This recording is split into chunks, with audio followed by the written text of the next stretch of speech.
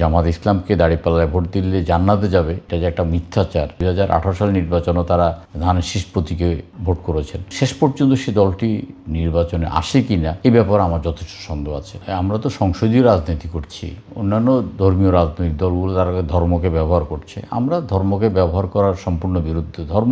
কর্ম এক জিনিস আর রাজনীতি এক জিনিস। এখানে আপনার ধর্মের নামে তারা যে প্রতারণাটা করছে, আপনার ধর্মের নামে তারা যেই আপনার মানুষকে বিভ্রান্ত করছে, বেহেশত বিক্রি করছে, বেহেশতের টিকিট হাতে ধরিয়ে দিচ্ছে, তারপরে তাদের নারী কর্মীরা বাড়িতে বাড়িতে গিয়ে বিভিন্ন উপকটন দিয়ে মহিলাদের বিভ্রান্ত করছে।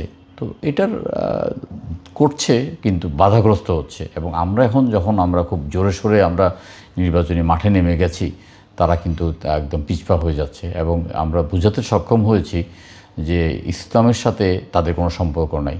কারণ তারা ইতিমধ্যেই রোজা এবং পুজোকে এক কাতারে এনে কৃষ্ণকে আর মোহাম্মদকে এক কাতারে এনে তারা ইতিমধ্যে যথেষ্ট বিতর্কিত হয়েছে। তাদের উদ্দেশ্য হলো যে আপনার ক্ষমতা দখল করা। তারা জামাতের হিন্দু শাখা করছেন, তারা এই বিভিন্নভাবে যেটা প্রতারণাটা করছেন, এটা কিন্তু আমরা জনগণকে বোঝাতে সক্ষম হচ্ছি। টানা তৃতীয়বার অর্জন করেছে দেশের সেরা সুপার ব্র্যান্ড স্বীকৃতি বসুন্ধরা টিস্যু। এবং মহিলাদের মধ্যেও আমরা ইতিমধ্যে ব্যাপকভাবে কাজ করছি, ব্যাপকভাবে সাড়া পড়ছি। এবং মহিলারা তারা বুঝতে পারছেন। এবং অনেক বাড়িতে জামাতের মহিলা কর্মীদেরকে প্রবেশ করা একেবারে নিষিদ্ধ ঘোষণা করা হয়েছে।